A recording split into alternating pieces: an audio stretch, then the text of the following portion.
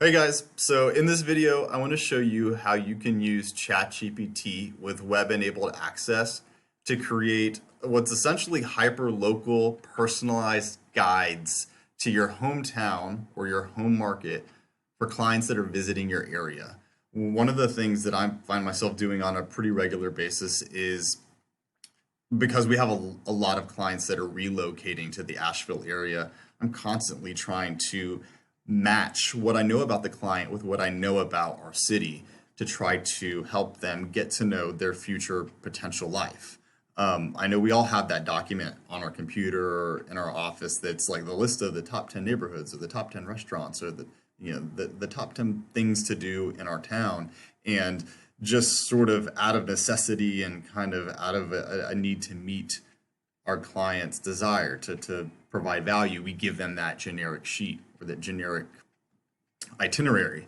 And what I want to show you today is that ChatGPT can really offload a lot of that work and actually help make us look even better. So one of the things that I've been really enjoying doing recently, and I mentioned this a couple days ago, is trying to play with ChatGPT prompts to extract really hyperlocal information about things that a potential buyer, someone that's thinking about relocating to my hometown, would want to do. So let's get started. I'm going to go over to ChatGPT and OpenAI, and I'm going to click a new chat button here. And you can try to do this using the free version of ChatGPT 3.5. I highly recommend that you purchase the plus version of ChatGPT, which is called ChatGPT 4. That's going to give you basically access to real-time information. It's going to give you access to the web-enabled version of ChatGPT, and it's also going to give you access to 400 plus, I think it might be 500 now, different plugins that all on some level use the internet. So to connect your ChatGPT with the real world is a good move. It's 20 bucks a month. I've done that, and it's really just changed the entire experience of using ChatGPT for me. And it makes this hyperlocal itinerary prompting possible. So if someone's coming to your town and you want to create an itinerary for them of things that they could do, one of the ways that you could do that is just to go directly into ChatGPT and ask it to create maybe let's do a 2-day itinerary of things to do and places to see in Orlando, Florida. And let's just see what it comes up with.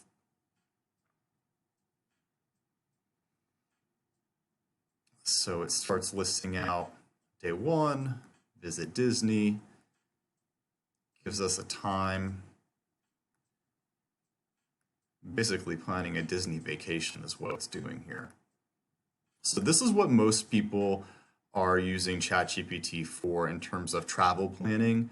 It's a great initial launching pad for coming up with a plan of what to do, because then what you can do is just take this and really sit down and think about, do we actually want to do this or not?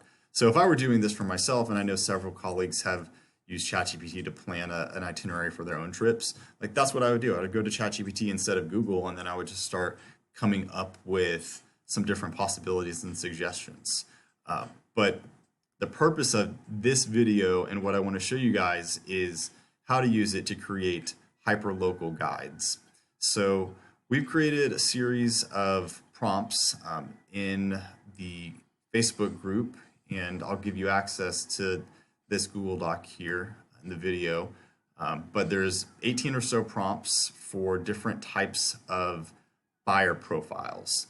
So basically what this takes is you as an agent knowing enough information about the people that you're working with in order to craft the right prompt in ChatGPT that will generate an output or an itinerary that's really tailored to the people that you're working with. So I have a couple of different examples here, and the first one, this document is a generic detailed prompt. And so I'm just going to take this entire block of text here, copy it, and move over into ChatGPT.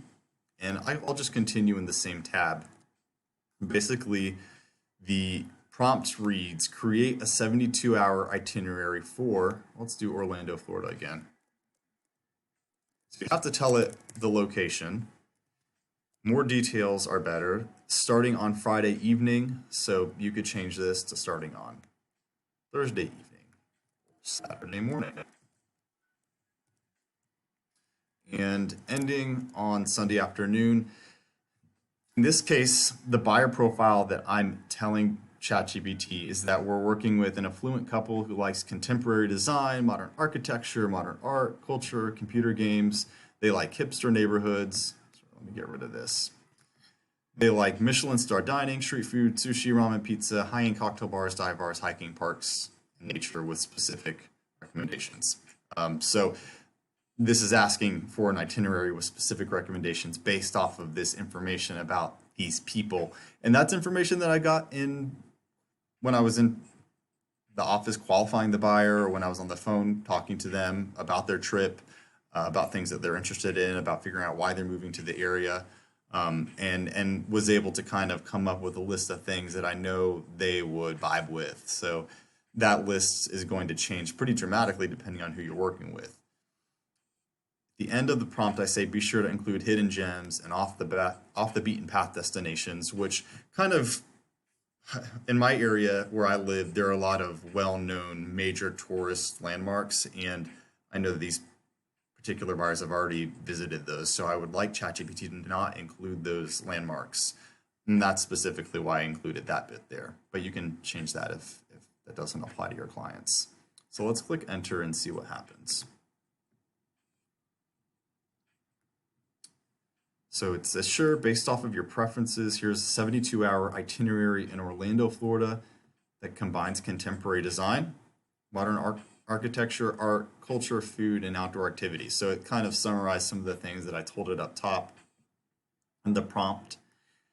And I don't know very much about Orlando, so we would need someone that's an Orlando-based agent to really validate whether these recommendations are good or not. But it's giving us an itinerary starting on Saturday morning, 9 a.m., with a breakfast spot and museum stop. These recommendations kind of continue on throughout the day from 9 a.m. to about 9 p.m. at night. And as you can see here, it's a pretty full itinerary, so there's not a whole lot left open for sort of imagination or for creativity on the part of the person that's using this itinerary to plan their day. But you could instruct ChatGPT in your prompt to leave some space open, like an afternoon, leave the afternoons open. One of the things that you could do next with this is, I mean, if this is good enough for you and this you think you know your client's the best, you could literally just copy and paste this entire itinerary and go into your Gmail or your email client and paste this and say, hey, here's a suggested itinerary. Or you could say,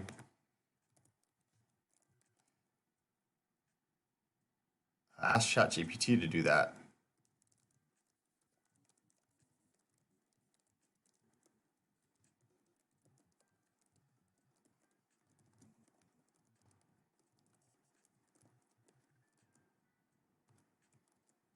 So ChatGPT will write the email for you. And then again, you have to edit this for appropriateness and for relevance to the clients that you're working with. And ChatGPT doesn't necessarily know the last conversation that you had. So if the last conversation that you had was that, hey, you know, you talked on the phone and you said you were going to provide this, the email can start off with, as we discussed, da, da, da, da, da. So that's one approach. There are a couple other different ways to kind of work this. And what I want to show you is that if you go into this prompt pack, we've created different types of buyer profiles and interests. So this first one that we used was pretty generic. I mean, it just basically said that the couple was affluent and they have these interests, and then we asked for recommendations. In these other prompts, we get a little bit more creative. So this one would be tailored towards if you knew your clients were really into architecture. You could use this architecture lovers prompt or architecture admirers prompt. There's an art aficionados prompt, literature enthusiasts prompt. So this one's pretty interesting, especially for where I'm from in Asheville, because there are a substantial number of literary landmarks. This one says create a detailed itinerary designed for literary buffs visiting destination. Please include recommendations for literary landmarks, bookstores, libraries, and any sites associated with renowned authors or literary history in the area. It goes on to add in consider famous literary works or authors associated with the destination, as well as any literary festivals or events taking place during the visit. So this really drills down, and that's what you want to do with the prompts. The more information that you can provide and the more specificity that you can use in the language that you're inputting into ChatGPT, the better the output. So the better the input, the better the output, and the more personalized your recommendations are going to be in the itinerary. So we have one for nature lovers, outdoor recreation enthusiasts, foodies, craft beer enthusiasts, music lovers, mindfulness and wellness seekers, antique and vintage collectors. So the list goes on.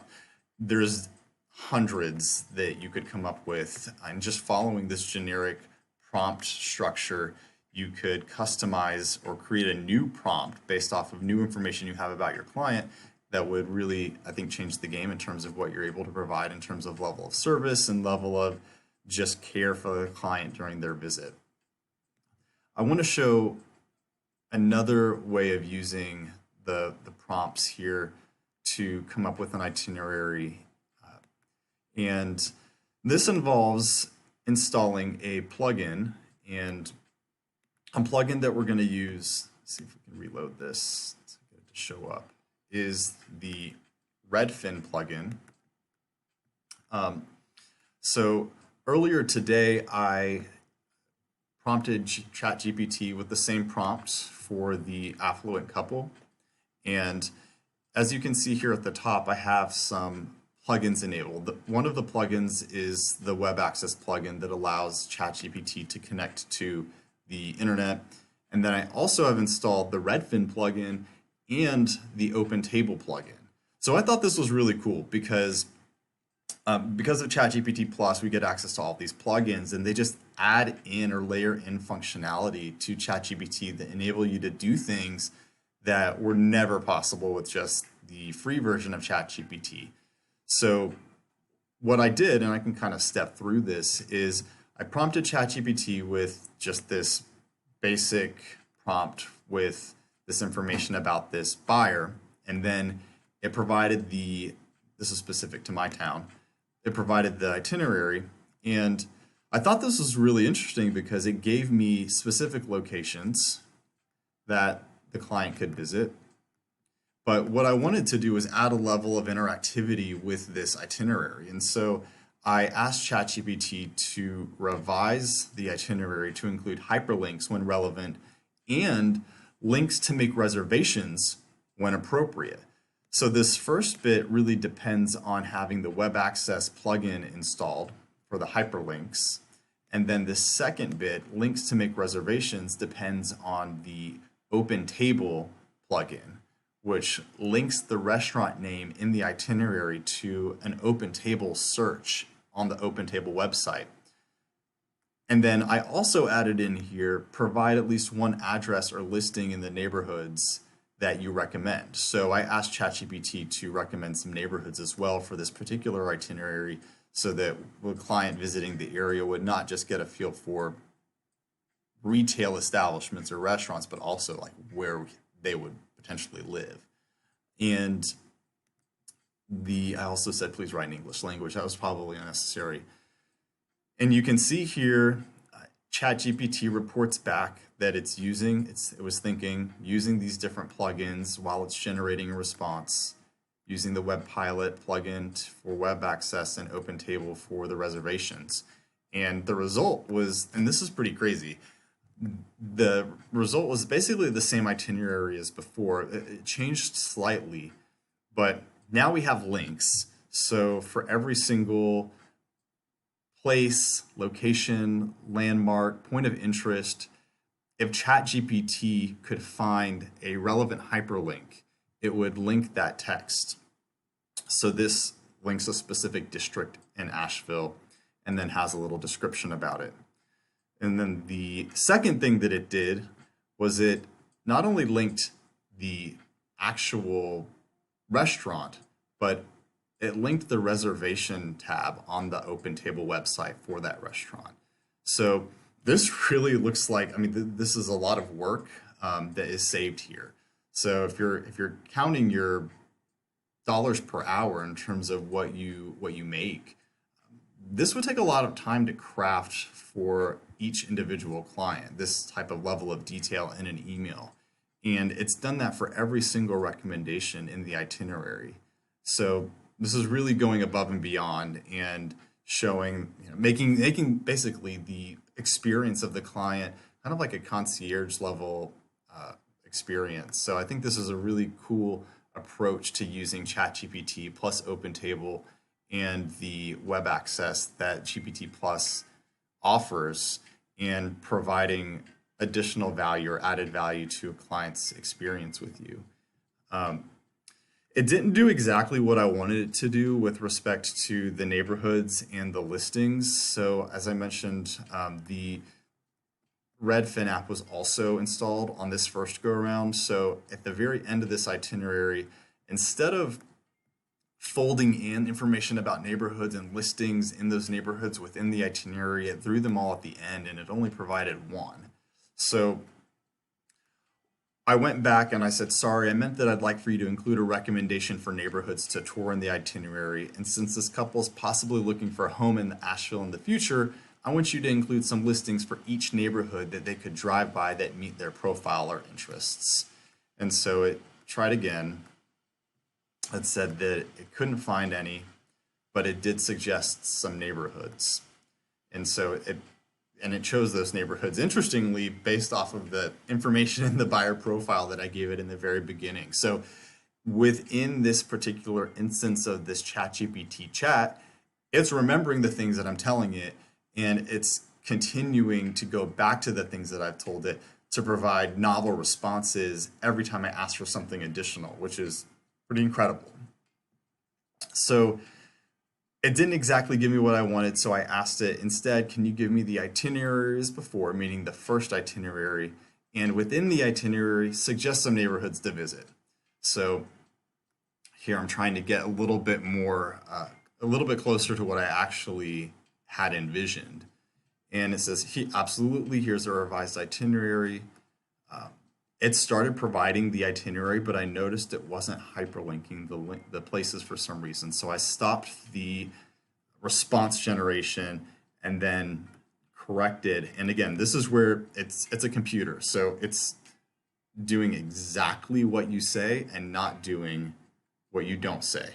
So I had to go back and say, can you provide the original itinerary, but this time include hyperlinks when relevant, links to make reservations when appropriate, and then at the end provide some real estate listings for the couple to drive by. So trying to really fine tune the prompting to get it to give me what I wanted. And the result was much closer to the itinerary that I had visioned in the beginning. So it provides, starting on Friday evening, a walk. It provides some links of art studios. It provides a link to a restaurant and the OpenTable reservation link. It starts recommending neighborhoods. Again, we have another reservation link here for a restaurant. And as we go on, at the very end, it suggested some listings for the client to drive by during their visit. Now, you can go in and click these links, and it will take you to the Redfin site for that particular listing. you know your client the best, so this would have to be something that you vet and kind of go through and make sure that it's actually appropriate. But this was great. So for each day, there's some listings for the client to drive by, and they're located within the neighborhood that the client's in. This is exactly what I want. So this would be a lot closer to something that's actually ready to send. And this was something that I could take and just with a few minor tweaks, really feel comfortable shooting off to a client in an email really quickly and feel comfortable that I provided not only accurate information, but information that's super relevant to what they're looking to do. So that's one of the advantages, and you can see here that it stops sometimes. So even with the plus version, sometimes the actual, let me get out of that, the actual response will just abruptly stop, but if you click and type in continue, it'll keep going. So it's just a weird quirk of ChatGPT that you'll get used to.